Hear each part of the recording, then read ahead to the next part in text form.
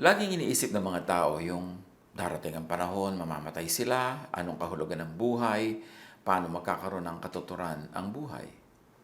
Ganun lang nga ba talaga ang buhay? Ikaw ay ipapanganak, lalaki, tatanda, at pagkatapos ay sasakabilang buhay.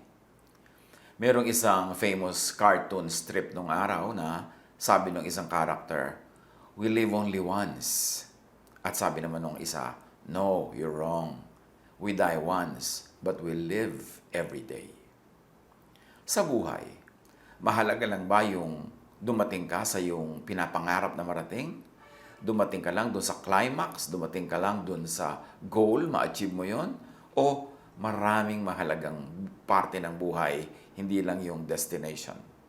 Ang ating pag-aaral ngayon, pinamagatan nating it's the travel, not just the destination.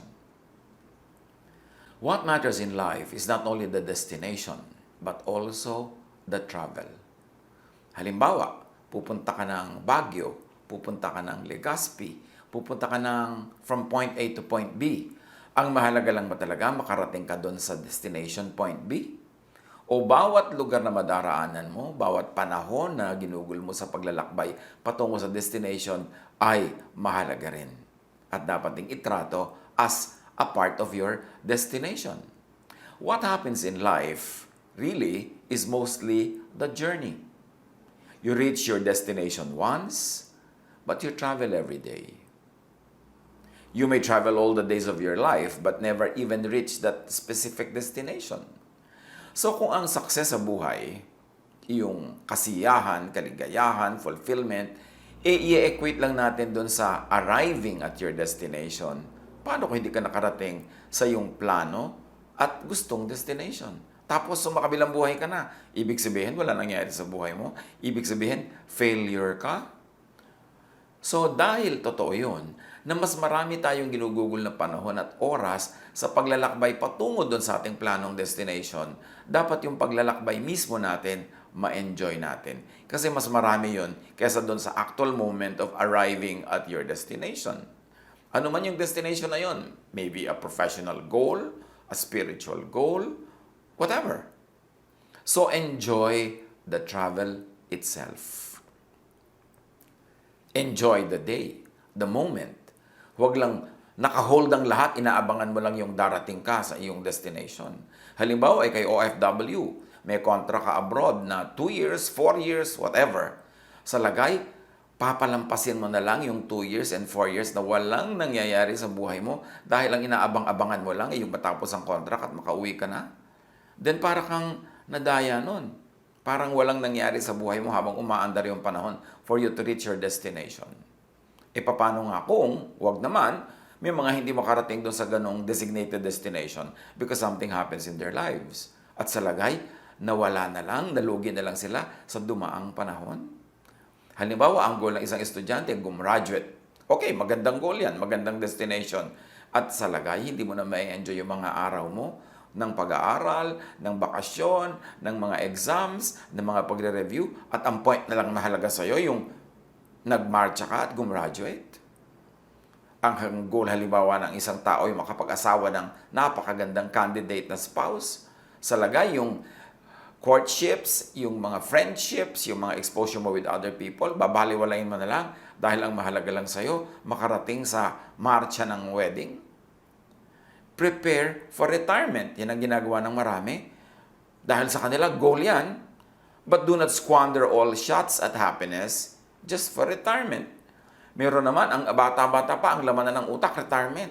Paano magtitipid for retirement, paano mag-iipon, paano maghahanda, na marami na silang pinalampas na ligaya, saya ng buhay, just because they're too focused on their retirement. Eh kung hindi ka makarating sa level ng age na yon at sumakabilang buhay ka na, at sa lagay, lugi ka na lang, nasayang na yung mga araw.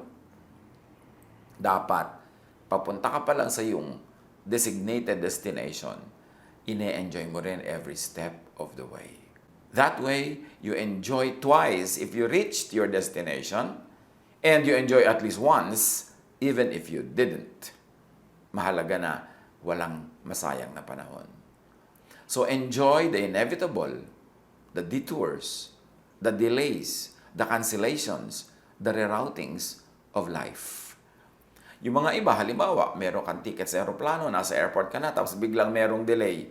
Magiging miserable na sila, magmumukmuk, magagalit, magiinit ang ulo, may stress. O yung iba naman, naghahanap dyan ng hilot, masahista sa airport at magpapahilot, o kaya magbabasa, o kakain, makikipagkwentuhan, or they will catch up with whatever work they have to do. In other words, hindi nila sinasayang yung detour time, yung delay time, ginagawa rin nila yun na enjoyable, productive, at naging bahagi na ng kanilang buhay, ng kanilang history.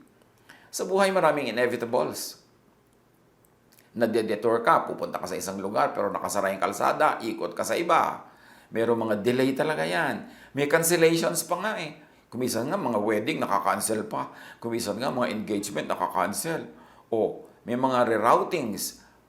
Hindi mo nang pwedeng iwasan yon. So, ang matalinong tao, ang godly wisdom tells us, enjoy whatever you cannot avoid.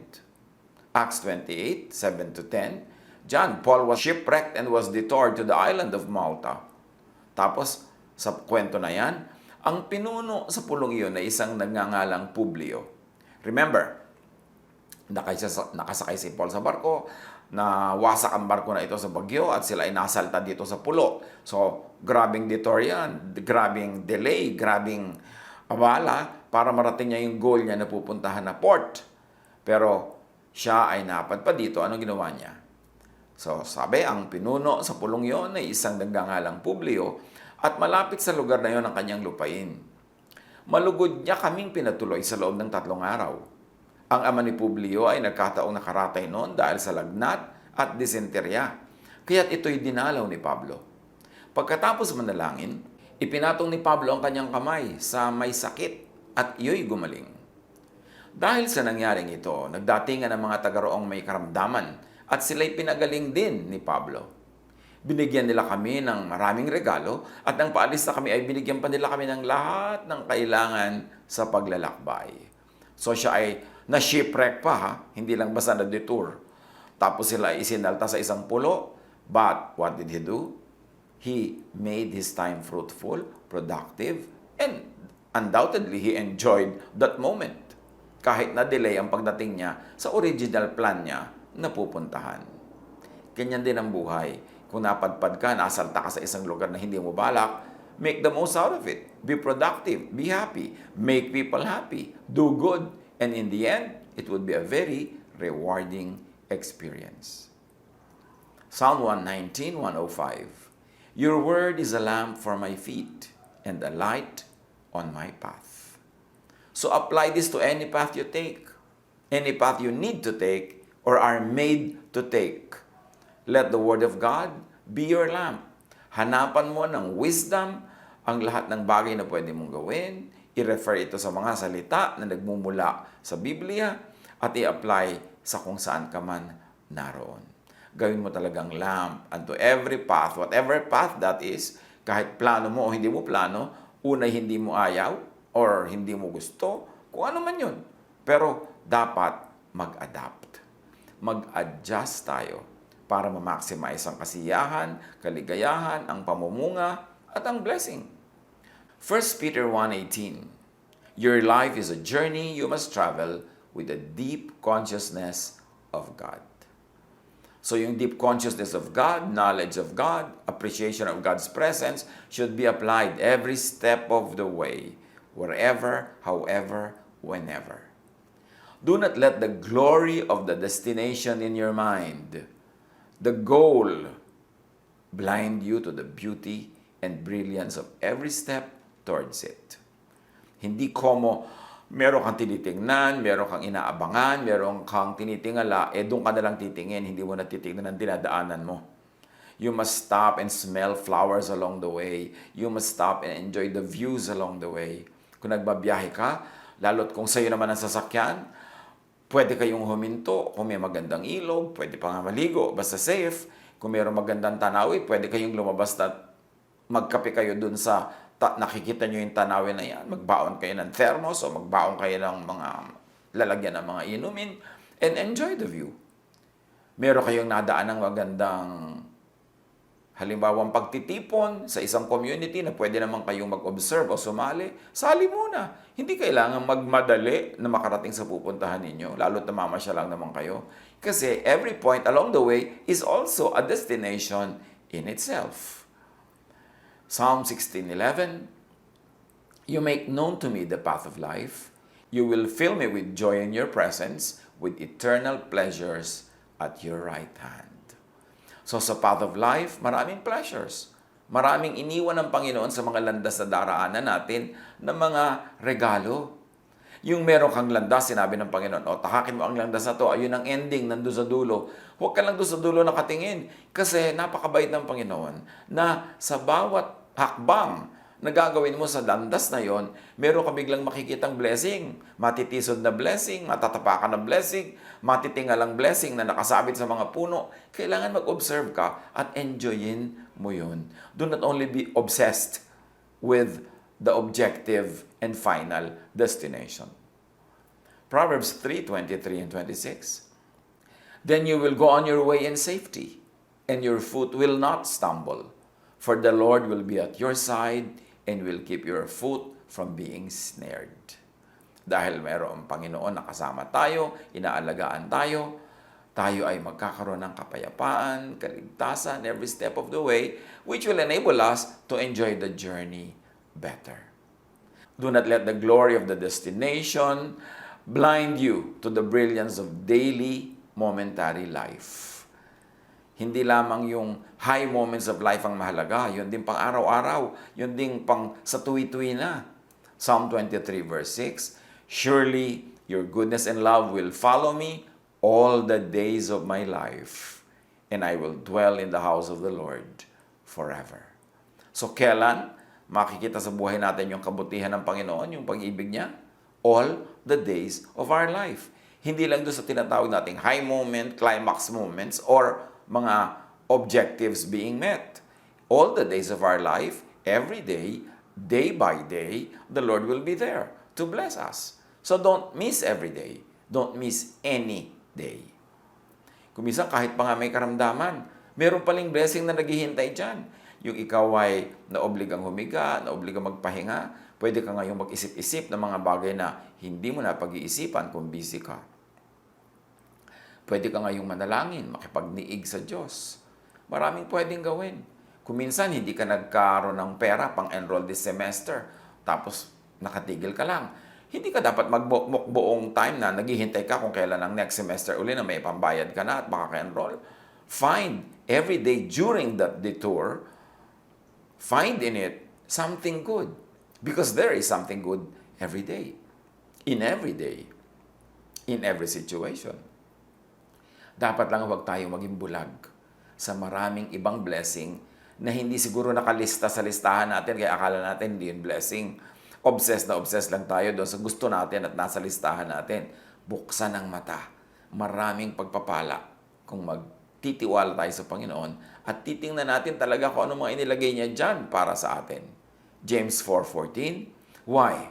You do not even know what will happen tomorrow. What is your life?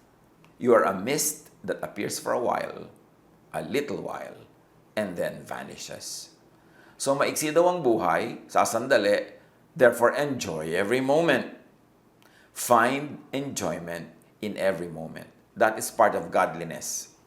Akala kasi ng marami, pagka-godly ka, religyoso ka, maka-Diyos ka, banal ka, hindi ka na nag-enjoy. Puro dusa, puro tiis, puro sacrifice. No, the Lord does not delight in sacrifices. Isa sa mga tunay, mataas, malalim na pagsamba sa Diyos is to enjoy life. Why? Because God ang nagbibigay sa atin ng resources. God ang nagbibigay sa atin ng kakayahan to enjoy those resources. God ang nagbibigay sa atin ng senses to enjoy sensual pleasures. Let's not demonize pleasure. Let's not demonize even sensual pleasure. Kasi Diyos ang may likha sa ating katawan. Siya ang naglagay ng mga nerves sa correct nerve endings in our parts of our bodies. Na-enjoy natin ang malamig na hangin, mainit na kape, yung masarap na klima, na-enjoy natin ang temperature ng tubig. Ang dami-dami nating senses na inilagay ng Diyos for enjoyment. Huwag tayong gumaya sa mga iba na minamasama nilang enjoyment na parang ang Diyos killjoy, ang Diyos ayaw niya tayong mag-enjoy. No, no, no, no. Ang tunay na pagsamba sa Diyos is to be appreciative of the blessings that God gives us. Enjoy every moment, find enjoyment in every moment. Psalm 121, 7-8. The Lord will keep you from all harm. He will watch over your life. The Lord will watch over your coming and going, both now and forevermore. So every moment is part of your precious lifetime.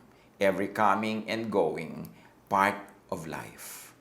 Do not suspend your life just because yung plano mong dumating, hinahagad mong dumating, ay wala pa. Tingnan mo kung anong dumarating and enjoy it. You know, life could be meaningful and enjoyable when you get what you want. But it could also be enjoyable and meaningful when you want and enjoy what you get. Do not struggle with your fate. Dapat bow to your faith and enjoy what God allows you to enjoy. Not all desired destinations are reached in life. Hindi lahat ng plano natutupad.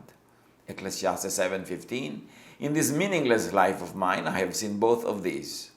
The righteous perishing in their righteousness, and the wicked living long in their wickedness. Ito ba yung katumbas ng Ecclesiastes 7:15? The righteous perishing in their righteousness? Could the righteousness here mean based on religious and moral law? But unrighteousness or wickedness based on natural law? And the wicked living long in their wickedness, could it mean wickedness is based on religious and moral law, but righteousness is based on natural law? What are we saying? Hindi lahat ng sinasabi dyan that the righteous will flourish, na ang ibig sabihin ng righteousness ay yung religious righteousness. Why? Because God is author of natural law. Therefore, to be godly, you have to obey natural law. And when you obey natural law, you are doing a righteous thing. Kahit na yung ginagawa mo na yun is not religious or not religious enough sa tingin ng iba. Halimbawa, may mga nagtataka, bakit naman yung mga ibang negosyante? Hindi naman sila kasing godly ko, hindi sila kasing religious ko. Pero ba't mas maasenso pa sila sa buhay ko? Sa aming negosyo, mas yumayaman sila, mas mabili, mas maganda ang negosyo. Eh, di ba, the righteous will flourish? And in terms of negosyo, righteousness is not only religious righteousness. It is doing what is practical, doing what the natural law of God requires. Halimbawa, nagpo-promote ka, nagpa-product development ka, maganda ang iyong service, maganda ang iyong pakitungo sa mga client mo, yun ang righteousness para sa mga negosyante. And the righteous in that way will flourish. Kaya sabi, maraming mga tao, bakit ganun? Pinakaingitan nila yung hindi naman kasing religyoso nila, tapos mas maasenso. Eh baka mas committed sila sa improvement of their craft. That is not righteousness because that follows natural law. Na pag inalagaan mo yung business mo, natural, ang laki-laki ng pagkakataon na yun ay aasenso. Yung righteousness, pag nakikita natin yan sa Bible, hindi lagi natin dapat i-equate sa religious righteousness. Kasi ang dami-daming taong by the standards of religion ay very righteous ha. Pero bakit hindi umaasenso? Bakit hindi dumadami ang kanilang bunga? Bakit hindi sila masaya? Kasi baka naman yung righteousness nila sa religious measurement lang. At hindi lahat ng religious measurements are from God. Kasi maraming religious doctrines and teachings, imbento ng tao, imbento ng relihiyon. Pero yung natural law, hindi pwedeng imbentuhin niya ng tao. Talagang Diyos ang may bigay niyan. Like the law of gravity. Kahit dasal ka ng dasal, nadulas ka, nabarog ka, pwede ka mamatay. Kasi may natural law na umiiral. Hindi lang yung religious law na pag nagdadasal ka at religyoso ka, sinasabi nila, lagi kang mabe-bless. Pero sa totoong buhay, hindi naman ganyan na nangyayari. Kasi nga, merong natural law. And to obey natural law, yun ang tunay at mas pure na godliness. Kasi God ang siguradong gumawa ng natural law. Yung mga religious law, hindi ko pa nga tiyak kung gaano karami dyan ang inbensyon ng mga tao. Kaya maraming mga tao, frustrate sila, bakit napaka-religyoso ko? Bakit ibinigay ko lahat ng pera ko sa church tapos hindi umulad ang business ko? Bakit? Yun ang righteousness na itinuturo ng church kasi bigay mo lahat yung pera mo. Pero hindi inaalagaan mo ba yung business mo? May diskarte ka ba? Matalino ka ba? Magaling ka ba? O, pagka hindi, kahit anong kadadasal ka, dodonate ang gawin mo, hindi ka aasenso. Tapos magtataka ka, Bakit sabi nila, the righteous will flourish? What righteousness? Dapat i-apply yon. Merong such a thing as righteousness by the standards of religion, at merong righteousness by the standards of adherence to natural law, which equates to obedience to and submission to God, who is the author of natural law. Natural law is more reliable as God-authored than religious law. Bakit? Kasi nga, ang dami-daming religious laws. Gawa lang ng tao. Kaya iba-ibang religion, magkakabangga-banggaan pa nga yung sinasabi nila tungkol sa isang bagay. O alin na doon ang tama? Sino? Pero kahit anong religion mo, may gravity. Kahit anong religion mo, malulunod ka sa tubig pagka lumubog at hindi ka marunong lumangoy kasi merong buoyancy. Kahit anong religion mo, may nakabangga kang trend, durug ka kasi merong velocity, merong mass that you should consider. Kaya yung laws of nature, mas tiyakanan yung law of God kesa law of religion. Of course, may mga laws of religion din na very godly, pero pag kumukontra na yan sa natural law, mag-isip-isip ka na. Gaano karami sa mga religious regulations na pinaghihirapang sundin ay imbento lang ng religion at hindi naman galing sa Diyos. Manuri. Huwag magdusa at malugi nang di naman kailangan. Mark 7:6-8. Jesus replied, Isaiah was right when he prophesied about you, hypocrites. As it is written, these people honor me with their lips, but their hearts are far from me. They worship me in vain. Their teachings are merely human rules. You let go of the commands of God and are holding on to human traditions. So you see, Jesus himself saying, maraming katuroan ng relihiyon na imbento ng tao. Kaya nga sinasabi natin, kailangan, kung gusto mo maging righteous, i-observe mo ang laws of nature. Yung gusto mong lumusog, yes, magdasal ka, good. Humingi ka ng himala, yes, good. Pero huwag mong ine-neglect yung natural law. Kumain ka ng mabuti, matulog ka ng maayos, magkaroon ka ng kapahingahan sa isip, sa katawan, sa iyong puso. Kung kailangan mo ng vitamins, mag-vitamins ka. Kailangan mo ng medicine, mag-medicine ka. Yun ang natural law. Kasi law of God yun. Sabi nga ni Paul kay Timothy, huwag lang tubig ang inumin mo, drink some wine because of your stomach troubles. Hindi lang sinabi ni Paul na magdasal ka. Well, it is good to pray. Pero pray ka ng pray, hindi ka naman nanggagamot sa iyong katawan. Anong mangyayari doon? Dinidisregard mo ang natural law. Tapos pagka nagkasakit ka o namatay, bigla kang magtatampo sa Diyos. Ecclesiastes 8:14, there is something else meaningless that occurs on earth. The righteous who get what the wicked deserve, and the wicked who get what the righteous deserve. This too, I say, is meaningless. Narito na naman yung ating suggested definition ng righteousness at wickedness. Hindi lang yung wicked at righteous in terms of religion, kundi in terms of natural law. Kasi kahit ang bait-bait mo, donate ka ng donate, dasal ka ng dasal, tapos pinapabayaan mo yung katawan, hindi ka kumakain ng tama, hindi ka nagpapahinga, ini-expose mo ang mga sarili mo sa mga infection, wickedness yun. Because you are breaking the natural, healthful laws of God. Therefore, mapapapunta sa iyo ang hindi magandang bagay. Psalm 139, 9-10, if I rise on the wings of the dawn, if I settle on the far side of the sea, even there, your hand will guide me. So kahit ka saan ka mapunta daw, sa ibabaw ng mga ulap, habang sinasalubong mo ang bagong umaga, o kaya doon ka sa kabilang ibayo ng dagat na malayo, kahit saan ka mapunta, nandun pa rin ang Diyos para katuruan, para kamahalin. Therefore, saan ka man mapunta, enjoy it. Be productive. Be fruitful. Be kind. Be good. Do good. And hindi masasayang yung pagkakapadpad mo doon o pagkakapunta. For all you know, baka hindi ka naman napadpad, talagang ipinadpad ka doon ng Diyos dahil meron siyang plano para sa iyo. Job 21, 23-25. One person dies in full vigor, completely secure and at ease, well-nourished in body, bones rich with marrow. Another dies in bitterness of soul, never having enjoyed anything good. So sabi, pareho din namang mamamatay, pero merong namamatay ng masarap ang buhay, merong namamatay na hindi man lang naging masarap ang buhay. So, kahit saan ka mapadpad, ano man ang mangyari, maximize your enjoyment.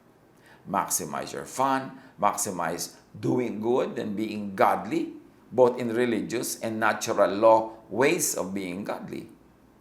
Be righteous by religious law and natural law. Importante na pareho natin yan i-consider. Not all desired destinations are reached in life, so enjoy, celebrate the moment. It could be our last. We don't know. Hindi mo pwedeng isuspend lahat ng enjoyment mo. Dahil sabi mo, next year mag-enjoy ako. 10 years from now mag-enjoy ako. Sa retirement mag-enjoy ako. Kung hindi ka abutin nun. Psalm 71:20, though you have made me see troubles, many and bitter, you will restore my life again. So kung dumadaan tayo sa ganong mga moments na parang may bitterness, mayroong trouble, ang itanim natin sa utak, God will restore us again and we will see better days. Meanwhile, habang hindi nangyayari yon, make this day as much good as possible. Make it good. Make it nice. Hanggat kaya. Life is not just a completed cycle or circle or lifetime. Life is every moment. It is every breath. Kaya sa piling ng ating mga mahal sa buhay, ng ating pamilya, mga kaibigan, mga katrabaho, enjoy the moment. Kung kayo ay nasa opisina 8 hours a day, halimbawa, alangan namang sabihin mo, ay, hell na naman ang next 8 hours ko. No, make it heaven. Make it heavenly. It is up to you. Kahit anong ginagawa natin, saan ka man mapunta, nasa diskarte mo yan to make the most out of it. Ecclesiastes 5:20, they seldom reflect on the days of their life because God keeps them occupied with gladness of heart. What's the point here? Be occupied with gladness of heart anytime, anywhere, anyhow. Colossians 3:23, whatever you do, work at it with all your heart, as working for the Lord, not for human masters. So ano man daw ang ginagawa natin, kaya para sa human master, kaya para sa ating sarili, galingan natin, gandahan, enjoyin, butihan, dahil yun ay pag-worship sa Panginoon. Productive work, creative work, beautiful work is an act of worship. Ecclesiastes 7:14, when times are good, be happy. When times are bad, consider this, God has made the one as well as the other. So pagka daw masaya ang araw, masaya ang panahon, enjoyin mo. Pero pagka hindi masaya, isipin mo, Diyos din ang may gawa niyan, Diyos din ang may bigay niyan. So, hanapan mo pa rin yan ng blessing. It's not the years in your life, but the life in your years that matter. Hindi kung gaano karaming taon ang iyong buhay, kundi kung gaano karami ang halaga at ganda ng buhay sa bawat taon, buwan, linggo, araw, oras. More than the destination, it's really the travel that counts. Mahalaga yung destination, pero hindi lahat ng destination na plano nararating. So habang nagpupunta ka towards your destination, don't fail to enjoy your life, to do good, to make people enjoy their lives because of your help, and to worship God by being creative, by being productive, and helpful. Treat every day, every moment as an end, as a destination in itself, because it could be. Pwede naman talaga yun na yung end, yun na yung destination, yun na ang wakas. So, pagandahin. Ecclesiastes 6:12, for who knows what is good for a person in life during the few and meaningless days they pass through like a shadow? Who can tell them what will happen under the sun after they are gone? Wala. Ang sagot doon, wala. At dahil hindi mo alam kung saan ka pupunta, hindi mo alam kung saan ka ipapadpad ng buhay, saan ka makakarating, so enjoy this moment. Enjoy the here and now. Matthew 6:34, so don't be anxious about tomorrow. God will take care of your tomorrow too. Live one day at a time. So live day by day. Hindi week by week, month by month, or year by year. Every day is a gift of God. Do not waste it. Treat every day, every moment with respect and awe. Parang dapat, wow, another day. Thank you, God. Nabuhay na naman ako. Nagising ako, there's another day. Wow, thank you, Lord. Another Monday. Hindi yung, ay, Monday na naman. Rainy days and Mondays always get me down. Dapat natutuwa ka, wow, umuulan. Wow, maaraw. Wow, umuulan at araw sabay. Wow, gabi na. Wow, umaga na. Wow, tanghali na. Yung mga moment na yon, walang sayang dapat kasi Diyos ang may bigay ng lahat.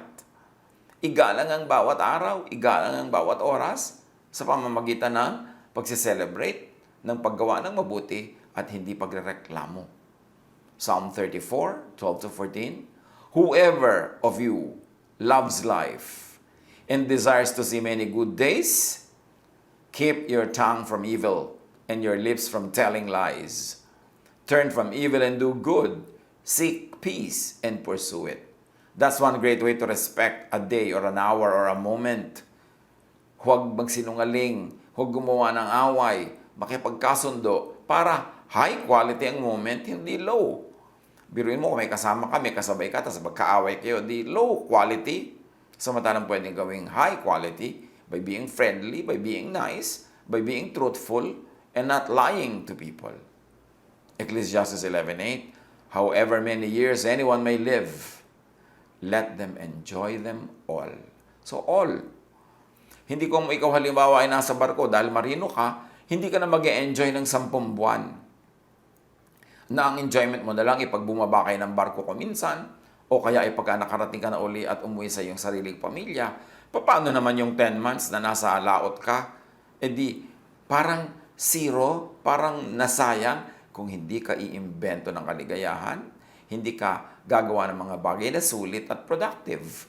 Pwede ka namang mag-aral online. Pwede ka namang magbasa kung magdadala ka ng mga basahin. Pwede kayong gumawa ng mga kung ano-anong klase ninyo, mga seminar dyan, na yung mga marurunong magtuturo. Kasi hindi naman como ikaw ay marino, ibig sabihin yun lang ang alam mo. Usually marami ka pang ibang alam sa buhay. So, magturuan kayo among yourselves para pagbaba nyo ng barko, either sa bakasyon or for good, may iba pa kayong skills. Pwede mong i-develop ang iyong katawan, ang iyong physique, mag-exercise ka dyan. Gusto mo, lumangoy ka kasabay ng barko, kaya lang huwag kang papaiwan dahil mahirap maiwan sa gitna ng laot. Pero imposible na mawala ka na magagawa kung determined ka to make the most out of it. Pwede ka mag-aral ng foreign language by internet. Pwede kang mag-aral ng skills. At hindi lang barko ang pinag-uusapan natin. Any equivalent of that. Na wala kang hinihintay kundi matapos yun para dumating ka sa next destination. No. Every day, every moment is a destination in itself. Do not waste time. Do not waste moments. Kasi ang bawat panahon na lumampas na hindi na babalik, yung napawala na natin, hindi na natin makukuha muli. Psalm 90 verse 12. Teach us to number our days that we may gain a heart of wisdom. Teach us not only to count our days, but also to make the days count. Ano ang kahulugan niyan sa ating buhay? Dapat hindi tayo nabobor. Kung dumarating yung moment na para tayo nabobor, maalala natin agad na no. It's wrong to be bored. Because every moment is a gift from God. Ba't ko sasayangin sa pagiging bored? It's wrong to waste your time na meron kang kaaway kasi imbes nagkwentuhan kayo, hindi kayo nagpapansinan. Imbes nagtulungan kayo, nagsiraan pa kayo. It's a waste of time. It's a waste of life. Mga away-awayan ng mga relihiyoso. It's a waste of time, life, and love. Pare-pareho dala kayo mag-aral at kung hindi kayo magkasundo, hindi maghiwa-hiwalay kayo ng paningin sa buhay, pero hindi nyo kailangan mag-away. Yung mga mag-asawa, kumisan nga nagbakasyon lang from working abroad. Konting araw lang ang bakasyon. May mga araw patampuhan na hindi nag-uusap, na nag-aaway pa. It's a waste of time. Learn to value time because it's a gift of God that cannot be retrieved once lost. Bawat oras, bawat panahon na ibinibigay sa atin ng Diyos, may kakambal yan na opportunity to be good, to do good, and to receive good. Pahalagahan. Huwag laging ma-obsess with our plans and destinations to the point that you don't enjoy the journey, the travel, every step that you take. pag-aralan kung paano i-apply ito sa iba't ibang bahagi ng ating buhay. And be blessed. Or be blessed some more, or stay blessed. God bless us all.